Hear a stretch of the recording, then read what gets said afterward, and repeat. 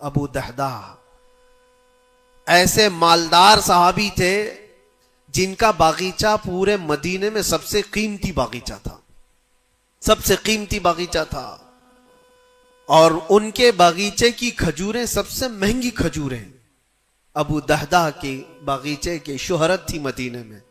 مسجد نبوی میں بیٹھے ہوئے تھے، حضور پاک صلی اللہ تعالی علیہ وسلم کے پاس ایک مسئلہ آیا تھا، ایک یہودی کا اور ایک مسلمان کا، ایک دوسرے صحابی کا۔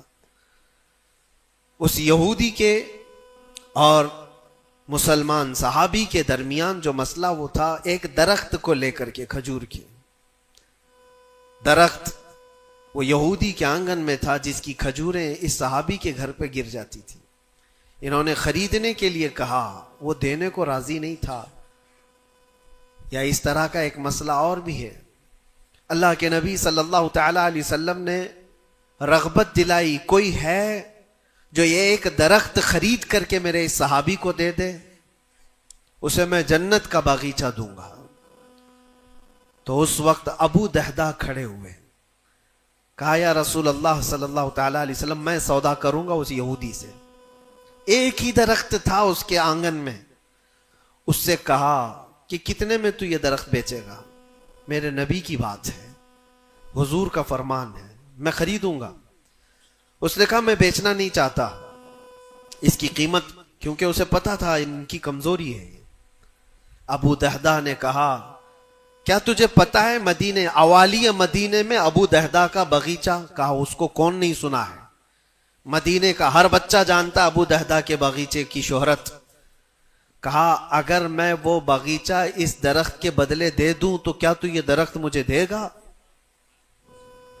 اس نے کہا یہودی نے پاگل ہو گئے ہو، کیا بات کر رہے ہو، ایک درخت کے بدلے وہ اتنا قیمتی باغیچہ جس کی کھجوریں پورے مدینے میں مشہور ہوں؟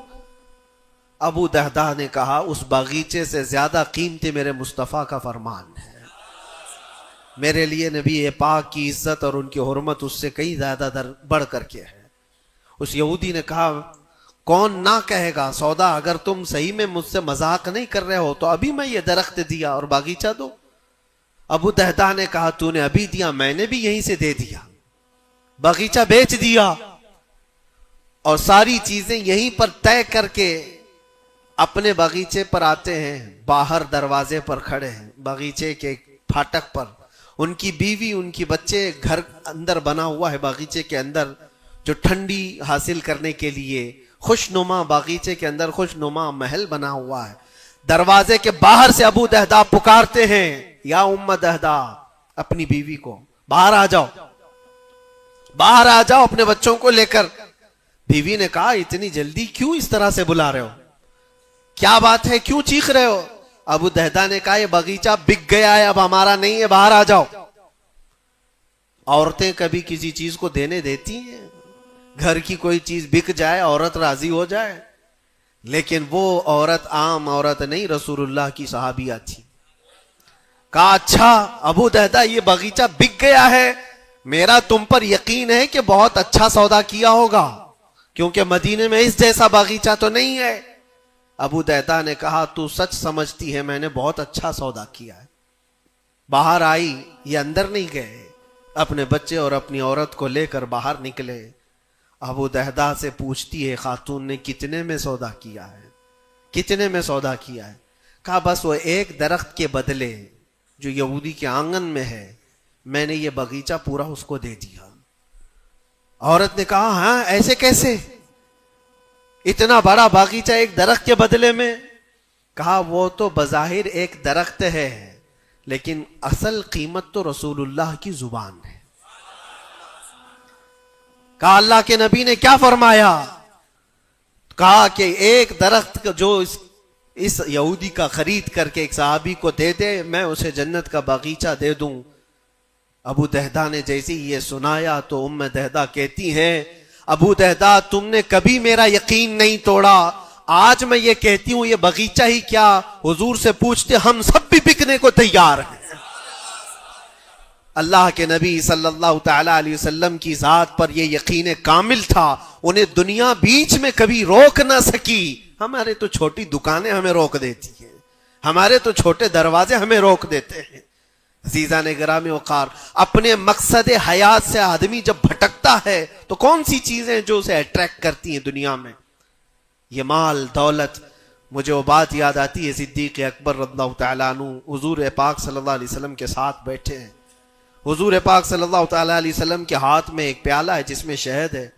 آپ اس کو نوش فرمانا چاہتے ہیں، منہ کے قریب لے گئے، اچانک آپ نے واپس رکھ دیا اور کسی چیز کو دھکا دے کر کے ہٹانے لگے، جیسے کوئی مکھیوں کو بھگاتا ہے، جبکہ نبی پاک صلی اللہ علیہ وسلم کے جسم کے قریب کبھی کوئی مکھی نہیں آتی، لیکن اندیکھی چیز کو آپ ہٹا رہے تھے. پھر تھوڑی دیر کے بعد پیالے کو اٹھایا، پھر تھوڑی دیر منہ کے قریب جاتے ہی واپس رکھ دیا، پھر کسی چیز کو دھکا دے کر نکال رہے تھے.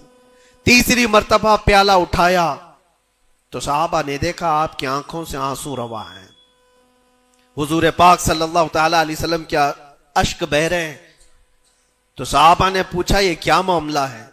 حضور اکرم صلی اللہ تعالیٰ علیہ وسلم فرماتے پہلی بار جب میں نے شہد کا پیالہ اٹھایا تو دنیا میرے پاس سج سنور کر کے آئی، تیار ہو کر آئی اور کہا اے اللہ کے نبی میرا حسن و جمال آپ قبول کر لیں، ہر طرح کے حسینائیں آپ کے قدموں میں لا کر رکھ دوں گی، ہر طرح کا حسن آپ کے قدموں میں لا کر رکھ دوں گی.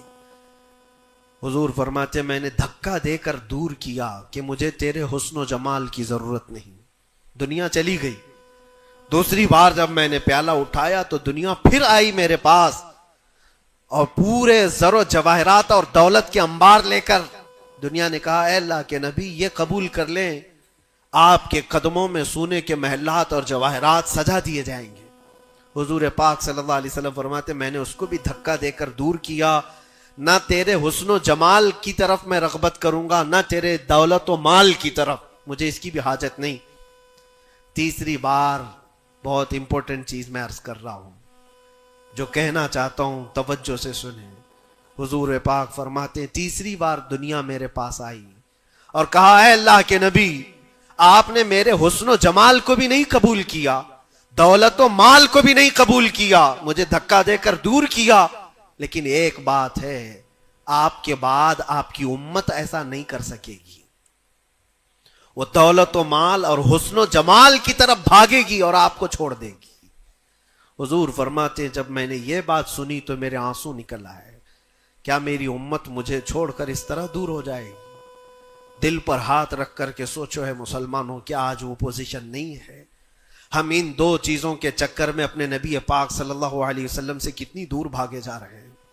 تم نے کبھی راتوں کو تصور کر کے دیکھا کہ کتنی راتیں ایسی آئی کہ میں نے اپنے مصطفیٰ کو یاد کیا ہے، تنہائی میں اپنے حبیب کو یاد کیا ہے. اس رسول کا حال تو یہ تھا، ماں عائشہ صدیقہ فرماتی ایک رات ایسی نہیں گئی جس میں رسول پاک صلی اللہ علیہ وسلم اپنی امت کے لیے دعا نہ کرتے ہوں. رات کو کھڑے ہوتے تھے تو پنڈلیوں میں سوجن آ جاتی تھی، پیر سوج جاتے تھے اور کثرت سے روتے تھے اپنی امت کے لیے اللہ کی بارگاہ میں کہ مولا میری امت بھولی بھالی ہے، اس کی بخشش میرے حوالے کر دے. رب حب لی امتی، جو نہ بھولا ہم غریبوں کو رضا.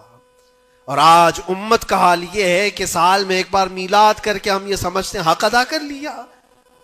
ہر دن ہر رات جو نبی پاک ہمیں یاد کرتے تھے تو ہم نے آج وہ کیا کر دیا ہے؟ یہی دو چیزیں ہیں جو انسان کو اپنے مقصد حیات سے ہٹاتی ہیں، اپنے راستے سے ہٹاتی ہیں. دولت اور شباب، یہ حسن و جمال. ہر نوجوان کو دیکھو ان دو چیزوں کے پیچھے بھاگ رہا ہے. اسے یہ دو چیزوں کی خواہش ہے، مال جمع کرنا ہے اور خوبصورت عورت کو لانا ہے.